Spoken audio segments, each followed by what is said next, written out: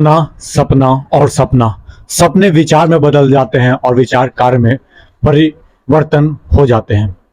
If you fail, never give up, because fail means first attempt in learning. These are the quotes. ये जो है मैं आपको APJ Abdul Kalam का कही हुई बातें, जो इंपॉर्टेंट बात है मैं आपको बता रहा हूं। Don't take rest after your first victory, because if you fail in the second, more lips are waiting to say that your first victory was just a luck. आप समझ गए हो? नहीं समझोगे तो मैं आपको एक्सप्लेन करूंगा लेटर हाफ। मैं बात कर रहा हूं एपीजे अब्दुल कलाम जी की बायोग्राफी के बारे में। अब्दुल पाकिर जैनालुद्दीन अब्दुल कलाम। हमें अब्दुल कलाम चाहिए।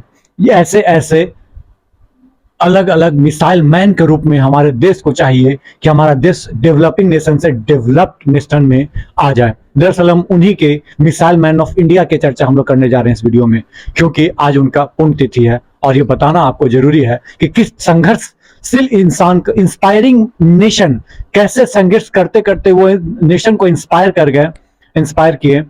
इस सब की चर्चा हम लोग करने जा रहे हैं इस वीडियो में। बने रहिएगा। दरअसल इनका जन्म जो हुआ 15 अक्टूबर 1931 को पंबन द्वीप पर हुआ, जो कि तमिल के मुस्लिम परिवार के यहाँ हुआ।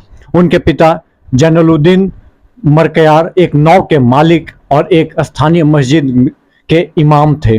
दरअसल उनकी माँ असियम्मा एक गृहिणी थी और उनके पिता के पास एक नौका थी, जो कि हिंदू तीर्थयात्रियों को रामेश्वरम और अब निर्जन धनुषकोडी के आगे पीछे ले जाया करती थी। दरअसल कलाम साहब अपने परिवार में 4 भाई और 1 बहन में सबसे छोटे थे। उनके पूर्वज धनी मारकयार व्यापारी और जमींदार थे, जिनके पास असंख्य संपत्ति और जमीन के बड़े हिस्से थे। मरकयार तटीय तमिलनाडु और श्रीलंका में पाए जाने वाला एक मुस्लिम जातीय समूह है, जो कि अरब व्यापारियों और स्थानीय महिलाओं के वंशज होने का दावा करता है। दरअसल उनका मेन बिजनेस जो था, मुख्य भूमि और द्वीप के बीच और श्रीलंका से आने जाने के लिए किराए का व्यापार करना, साथ ही मुख्य भूमि और पंबन के बीच तीर्थयात्रियों को लाना ले जाना शामिल था। हालांकि 1914 में मुख्य भूमि के लिए पंबन ब्रिज के खुलने के साथ व्यवसाय विफल हो गया। 1920 के दशक तक प्रत्येक घर, जो एंसेस्टर वाले घर हैं, के अलावा पारिवारिक भाग्य और संपत्तियां खो गई। कलाम के जन्म के समय परिवार गरीबी से त्रस्त हो गया। यह इंस्पायरिंग स्टोरी मैं आपको इसलिए सुना रहा हूं ताकि आप हतोहात नहीं हो सके, हमेशा आप मोटिवेटेड रहें। एक युवा लड़के के रूप में उन्होंने परिवार की मामूली आय को बढ़ाने के लिए समाचार पत्र को बेचना पड़ता था। सुबह उठकर वो समाचार बांटते हुए घर घर में जाकर समाचार पत्र दिया करते थे। अपने स्कूल के वर्षों में कलाम के ग्रेड औसत थे, एवरेज स्टूडेंट कहा जा सकता है कि उनको कहा जाता था, लेकिन उन्हें एक प्रतिभाशाली और मेहनती छात्र के रूप में वर्णित किया गया, जिसमें सीखने की तीव्र इच्छा थी। उन्होंने अपनी पढ़ाई विशेषकर गणित में घंटों समय बिताया। दरअसल सेकेंडरी स्कूल को खत्म करने के बाद कलाम साहब सेंट जोसेफ कलाम तिरुचिपल्ली में दाखिला लेने चले गए, जहां उन्होंने 1954 में भौतिकी से स्नातक की उपाधि धारण की। दरअसल मैं इस डिटेल बताना आपको इसलिए जरूरी है कि आप समझ सके कि कलाम साहब कैसे इतने बड़े शख्सियत बन गए। कलाम साहब 1955 में मद्रास इंस्टीट्यूट ऑफ टेक्नोलॉजी में एरोस्पेस इंजीनियरिंग का अध्ययन करने के लिए मद्रास चले गए। जब कलाम एक वरिष्ठ वर्ग के प्रोजेक्ट पर काम कर रहे थे, तो दिन उनको प्रगति की कमी से असंतुष्ट थे और उनको अगले 3 दिन के भीतर प्रोजेक्ट पूरा नहीं होने पर उनके छात्रवृत्ति रद्द कर देने की धमकी दे डाली।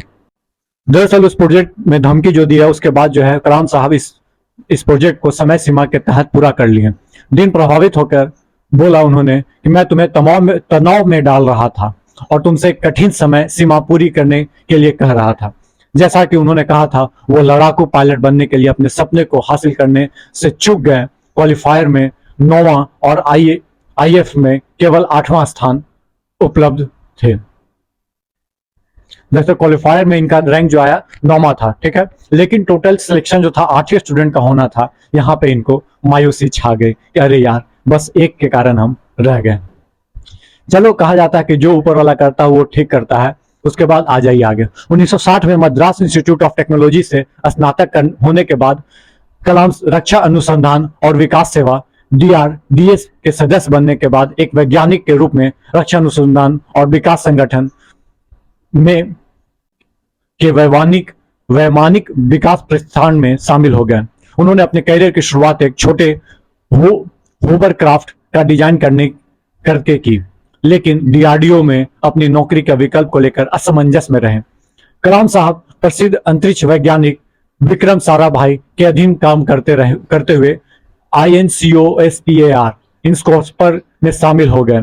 Thumba institute rocket launching station से पहले निदेशक HGS मूर्ति द्वारा उनका साक्षात्कार लिया गया और उन्होंने इसरो में भर्ती ले लिया। 1969 में कलाम साहब को भारतीय अंतरिक्ष अनुसंधान संगठन इसरो में स्थानांतरित कर दिया गया, जब वहां भारत के पहले सैटेलाइट लॉन्च SLV-3 की परियोजना निदेशक थे।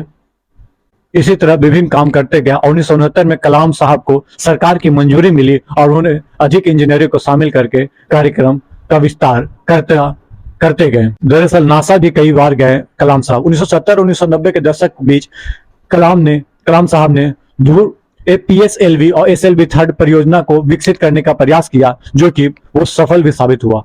कलाम साहब को राजा रमन के TBRL के प्रतिनिधि के रूप में देश के पहले परमाणु प्रशिक्षण स्माइलिंग बुद्धा को देखने के लिए आमंत्रित किया गया था। इंदिरा गांधी जी ने इनको हैंड ओवर किया था।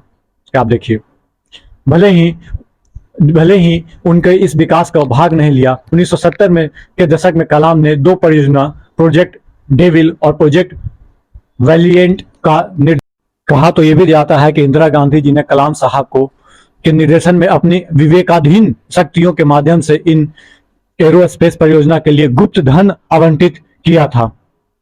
दरअसल ऐसे तमाम बहुत सारी चीजें हैं जो कि APJ अब्दुल कलाम ने किया। उसके बाद वो राष्ट्रपति भी 11वें राष्ट्रपति बनते हैं, जो कि आप समझ सकते हो 2002 से 2007 तक NDA का और UPA का दोनों का सहयोग था। दोनों ने, किसी ने अपोज नहीं किया APJ अब्दुल कलाम के राष्ट्रपति बनने के लिए। उसके बाद तो आप जान ही रहे हैं बाकी की कहानी। और ये इंस्पायरिंग कहानी मैं आपको इसलिए बताना चाहता हूँ कि बेचारा को फेलियर होने के बाद भी वो लड़ते रहे और आज उनकी पुण्यतिथि है। हम लोग को उनसे इंस्पायरेशन लेनी चाहिए। जी हाँ दोस्तों, चलिए ये वीडियो पसंद आया हो, चैनल पर पहली बार आए हो, कुछ भूल चूक हुआ हो तो प्लीज माफ कीजिएगा। धन्यवाद। जय हिंद, जय भारत।